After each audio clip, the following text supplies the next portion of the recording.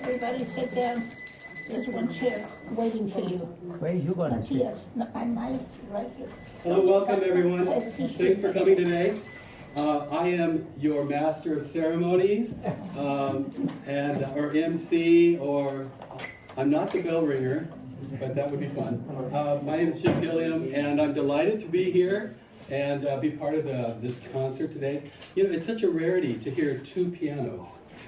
In fact, I was just talking with Stephanie, saying, "Oh, we've got to get this concert elsewhere." And I realized, where? Where do you have two pianos? I mean, it's such a challenge, but this is going to be such an exciting program. So if you have some ideas where there's a location with two pianos, talk to Stephanie afterwards, okay? Because when you work up a program this wonderful with this incredible music, you want to take it on the road, right? And they deserve for more people to hear this. So help us out if something comes to mind, and that would be really appreciated. So I'm going to walk through a few housekeeping items for you. Restroom is right down this hall. Following the concert, there's a reception. In the reception room, don't think that's a garage. That's the reception room, all right? So visit with the musicians afterwards, with Justin and Stephanie. They would really love to meet with you and talk with you and hear what you thought about the music. And so join us afterwards in the reception. And after the concert, if you're in a folding chair, I think that's 90% of you, perhaps. Take your folding chair and go to the reception room with it, all right? Don't leave your chair behind. It's going to be very lonely in this space. The party's in there. So take your chair with you, and there's a cool little spot. I mean, have you ever been to a house that was so equipped to be a salon concert setting? I mean, I've thought to myself, gosh, I'd love to do these salon concerts. I have a piano. But this, Monique has set this home up so beautifully. I don't know where she hides the furniture. That's my big question is, you know, where's the stuff that would normally be here? I'll have to talk to her afterwards. Anyway, it's pretty exciting to be able to come to a salon concert, so we're really thrilled to be here. The next concert is not in December, okay? Enjoy the holidays. Come back here on January 5th for the next program of music. So it's January 5th is our next concert. And the music is going to be introduced to you. So, you know, you're going to get all kinds of wonderful information as the concert progresses. Monique wanted me to give you a bit of an update. Many of you may know that I used to work for the city of Encinitas, and I did all their arts programs and concerts and things. And since I've not been with the city, I started doing volunteering. You know, my full-time job became volunteering. So I'm on a bunch of boards and nonprofits.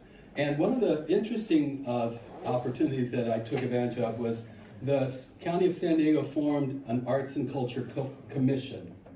And sadly enough, all these years have passed, and other counties are so advanced in all the great programs they offer the arts and culture communities, but San Diego was very much lacking. As wonderful as we were in so many areas, the one thing that we didn't have was leadership at the county in arts and culture.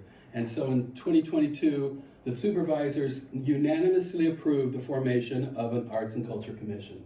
And so I'm fortunate enough to be on that commission, and I serve as chair. And I wanted to let you know that if you're part if you know artists, or if you know arts and culture nonprofits, we're really excited to announce that we're launching a brand new county artist grant program right now. In fact, the window of opportunity is so short that I'm glad to tell you about it, because it's something you want to take advantage of. I was just talking with Gene about the North Coast Singers and saying, hey, you should get in on this new grant program. So what it is the Prebys Foundation, the Conrad Prebys Foundation, has given the county $250,000 with the expectation that the county must match it. So we're now at $500,000 for this first ever artist grant program.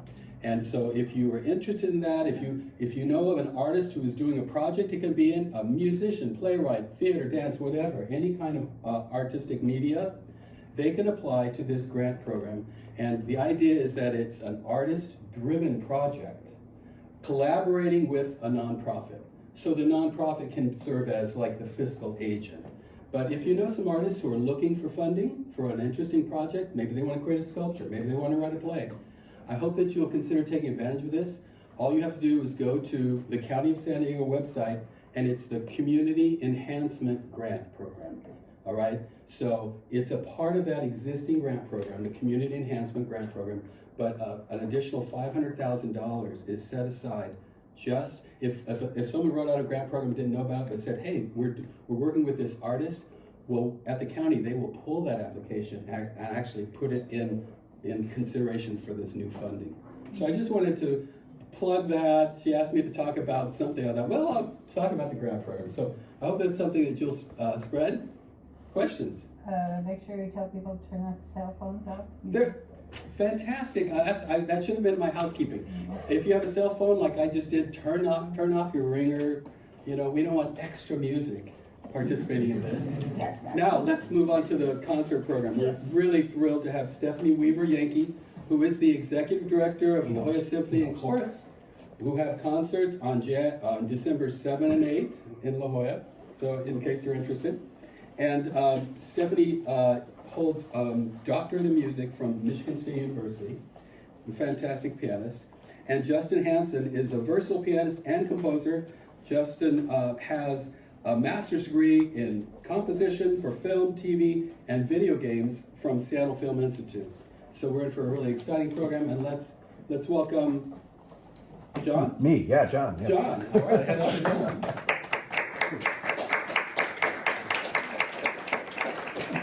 Hi everyone, my name is John Yankee, colleague and friend of Justin's and husband and boyfriend of Stephanie. And they asked if I'd say a few words about each piece to give them a chance to wind down from one and get geared up for the next. So we're going to start with Emmanuel Chabrier, a Frenchman through and through, but being developed musically as an orchestral musician, I've always associated Chabrier with Espanol as an orchestral rhapsody, probably his most well-known piece. But he really loves Spain, even though a Frenchman, and I just found out doing a little research that his first two piano teachers were both Spaniards, and so you can hear that through it, but more important, you can hear Paris. He moved there as a child, lived there the rest of his life, right in the middle of the active mid-century life of France, and especially in Paris. He was friends with many impressionistic painters, and was very much an individual. He refused to go to the Paris conservatory and be in that track as a composer. Instead, kind of chose his own way, which was mostly marked by his unique harmonic language, and especially his novel way of writing for the piano. And you'll certainly hear that here. These pieces, in fact, were really challenging, and when Chabrier first brought them to his publisher, he was pretty sure it would be rejected because they were too difficult. But still, he also believed, and I got this from Stephanie, he also believed at the same time that they might sell well, particularly to young ladies who play the piano seriously. Okay, I'm not quite sure what that means, but we'll see how that goes. It's full of excitement and challenges and rhythmic glissande, and especially hemiolas. And mostly, I'm not going to talk down, but hemiolas are going to be heard throughout this piece. It's just a fun word to say throughout this whole afternoon. But hemiola is a rhythmic configuration that basically, the source of it is the Greek, a ratio of 3 to 2. So, just so you know, you're going to hear this a lot of times. These are waltzes, but you're not going to be able to tap your foot all the time. 1, 2, 3, 1. Okay, there's a lot of hemiolas, which basically takes these 2 measures of 3, 1, 2, 3, 1, 2, 3, and makes them 3 measures of 2. 1, 2, 1, 2, 1, 2, bum, dum, dum, dum, boom, dum, dum, dum, bum, dum, bum, bum. And you'll hear that influence all the time. It just kind of kicks things all the time. The best example, and I've done it with my students for years, is just Bernstein's America, which is right there. It's just 1 and a 2 and a 1 and 2 and hemiola right there, right on the melody of a popular song. Anyway, we're starting with Chabrier. Please welcome Stephanie and Justin.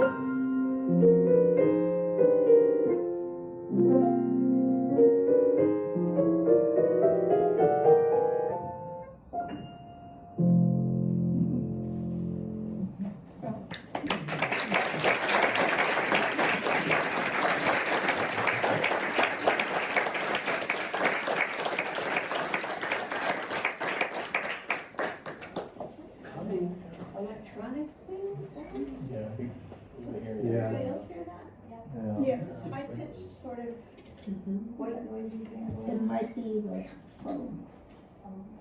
It's, There's a phone taking a video then. is that what it is? Yeah, No. but I don't think it's the one making No, that's not it. It's somebody snoring. Ready, we just started. But you're right. You have good ears. Yeah, she's got very good ears. It's just my ear. Is it on you? Some people can hear it, some can't. Yeah, very high, yeah. It's very high. Yeah, no, I catch it, but I'm just still sensitive. You're very sensitive. I'm just saying it's a distraction if you really start listening for it. Anyway, I think we need to go forward, regardless of high pitches. Anton Arensky is a Russian composer. He studied under Arensky-Korsakov and later taught composition in Moscow Conservatory. Students including Scriabin and Rachmaninoff. But Arensky-Korsakov said in his own autobiography that he didn't think Arensky would become a household name historically as a composer, mostly because, as he put it, Arensky's compositional style reflects the absorption of too many influences, including Arensky-Korsakov himself, Mendelssohn, Tchaikovsky, and even Chopin, to name a few. And so he never had his own distinct voice per se. On the other hand, this piece really conveys what his eclecticism really allows. He brings in so many styles as he puts his theme and variations with, after the theme, which Justin will introduce. He goes through all these styles from Renaissance minuets and gavottes to the more contemporary scherzi and nocturnes of his day. He covers all that stuff with such taste and delicacy you can really enjoy the contrast through all the time. And of course he finishes with a pretty challenging polonaise, which is a little tribute to Chopin right there, a Polish dance. So enjoy.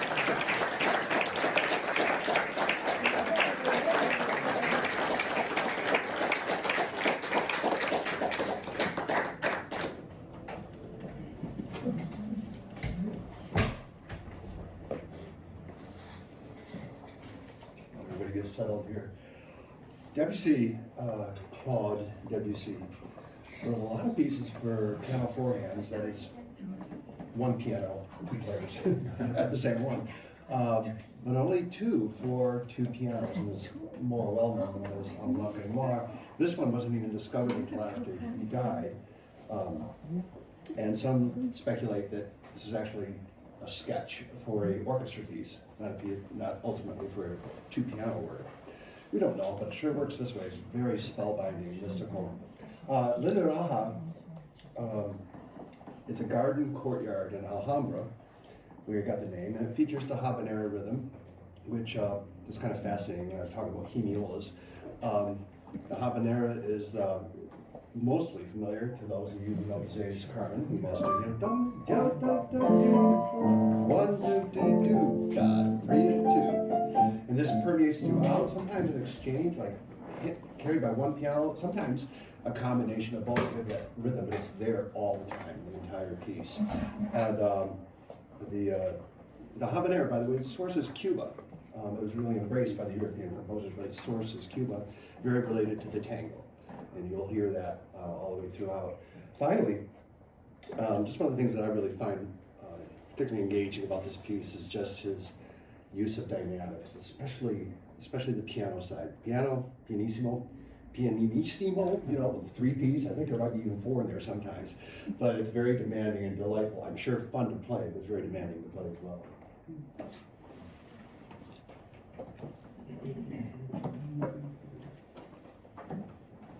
Is there a seat next to Matthias?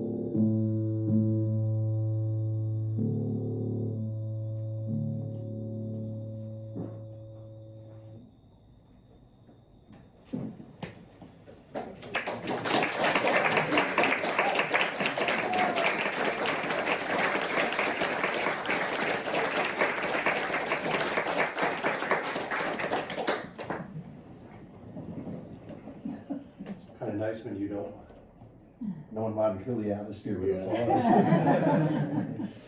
Now, it just occurred to me, your score sound, didn't Elmer Bernstein use that in Vertigo or something? You have it there? Or North by Northwest, I'm pretty sure it's one of the Alfred Hitchcock movies too. I kind of have sick associations that way a lot of times. So we're finishing up with Chopin, and I don't know how conscious you guys were putting these programs together, but you find more and more coincidences. Like this piece, Chopin's, wasn't published at all until after he died. Just like the episode he heard. He wrote this when he was just 18 years old, and was a student in Warsaw. He didn't publish it, and maybe he just thought, it wasn't worthy of, of his standards, but it's Chopin. It's going to be pretty good. And you'll hear that, you'll hear all the signs, his flair. It might be a little academic, some passages, we were talking about that a few times, but he knows how to do it. You can see so much of his language coming out later. The demands are there, the flair is there, the creativity. And this is a rondo, so the themes will be coming back after a rather huge introduction. You'll hear the theme, and then he goes off to some adventure, comes back to the themes, and then goes off to an even greater one. So the adventures keep going, but always comes home. And it's a wonderful way to end this wonderful concert.